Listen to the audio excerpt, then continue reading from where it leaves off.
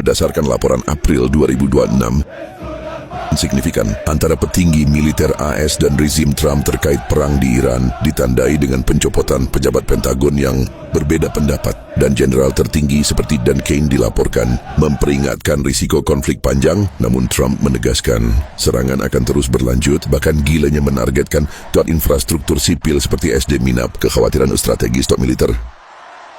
Laporan menunjukkan bahwa para pejabat tinggi Pentagon tertegun ketika Trump di masa jabatan kepresidenan pertamanya memilih opsi paling ekstrim, yaitu membunuh Jenderal Soleimani, daripada opsi lain yang disiapkan penasihatnya. Dan konflik internal antara kepemimpinan militer AS dan rezim Trump semakin memuncak dan meledak ketika perang melawan Iran berkobar menyala-nyala, ditandai dengan pencopotan mendadak, yaitu Kepala Staf Angkatan Darat Jenderal Randy George merupakan jenderal senior. Ketegangan berpusat pada strategi agresif Trump melakukan serangan brutal terhadap infrastruktur sipil yang dianggap berisiko menimbulkan kejahatan perang dan ditolak para jenderal dan laksamana serta marsekal. Next, terjadilah pemecatan dan perombakan beberapa jenderal Angkatan Darat, laksamana laut dan marsekal udara serta petinggi militer AS oleh pemerintahan Donald Trump, terutama melalui Menhan Pete Hegseth yang ambisius dan kriminal perang karena ucapan-ucapannya sebelum dan di masa perang Iran 2026. Kembali ke pemecatan para perwira tinggi, hal ini didorong oleh motif kesetiaan politik otoriter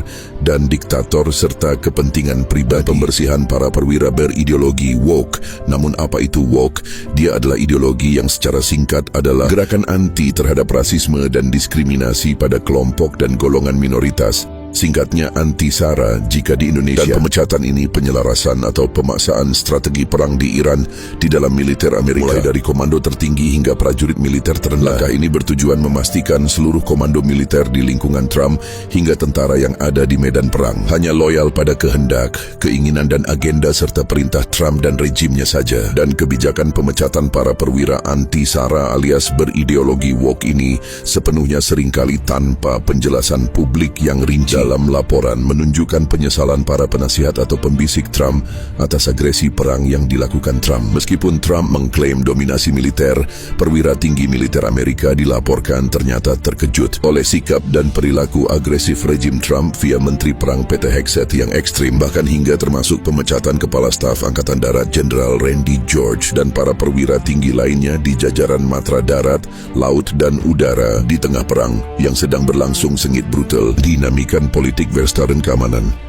Trump sering mengabaikan saran dan nasihat militer demi keputusan instan tanpa dipikir panjang yang memicu tuduhan politisasi militer dan perselisihan antara para jenderal, laksamana dan marsekal di lingkungan militer. Trump mengklaim dalam pernyataan terbaru bahwa dia tetap memegang komando militer, bahkan menegaskan kembali perbuatannya dalam pembunuhan jenderal tertinggi Iran, yaitu Jenderal Soleimani, dibunuh di bandara Irak pada tahun 2020 sebagai tindakan jenius, meskipun ditentang banyak pihak militer dan sipil dalam negeri Amerika. Dan gilanya lagi ingin dianggap sebagai presiden yang dikenang sebagai presiden Amerika yang terhebat sepanjang masa. Konflik internal yang dalam ini memperlihatkan perbedaan pandangan tajam antara sipil di Gedung Putih dan militer di Pentagon hingga memuncak dan berujung pemecatan beberapa jenderal Angkatan Darat dan berbagai perwira tinggi lainnya oleh Donald Trump, baik pada masa jabatan pertama 2017-2021 maupun perkembangan konflik perang Iran terbaru sejak akhir 2025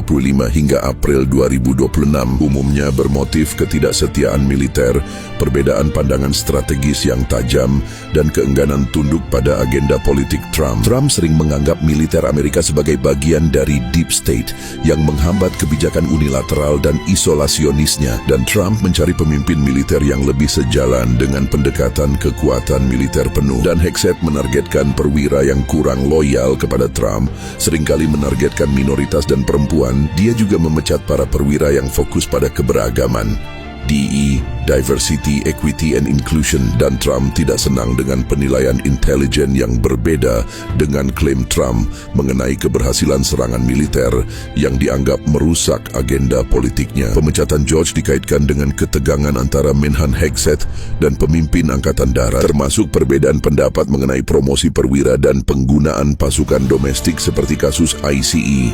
Fokus pada kekuatan fisik.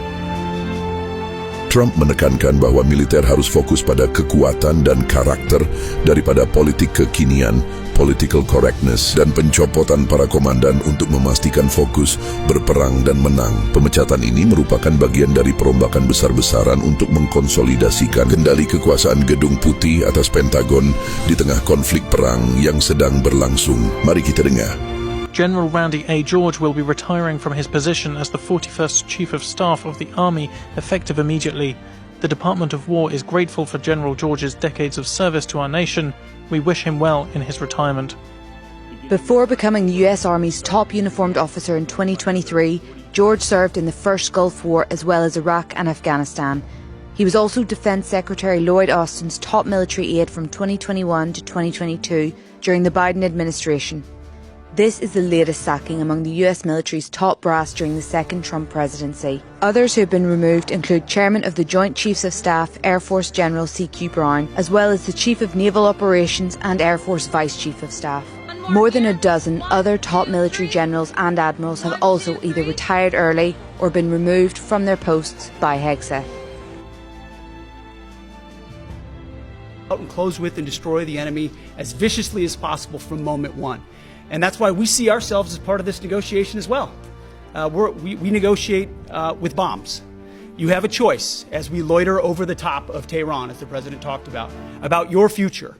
The President has made it clear that you will not have a nuclear weapon. The War Department agrees. Our job is to ensure that. Nah, begitulah perilaku kaum yang dirinya merasa sok jagoan dan berperilaku songong, arogan dan sombong. Kekhawatiran politisasi. Pemecatan seperti Jenderal Randy George memicu kekhawatiran tentang semakin besarnya politisasi militer oleh Gedung Putih, terutama setelah Trump memerintahkan serangan pada infrastruktur sipil yang dinilai berpotensi menjadi kejahatan perang. Situasi ini menempatkan militer AS dalam posisi sulit antara mematuhi perintah komandan tertinggi Trump atau memperingatkan konsekuensi strategis yang merugikan dari perang terbuka dengan Iran.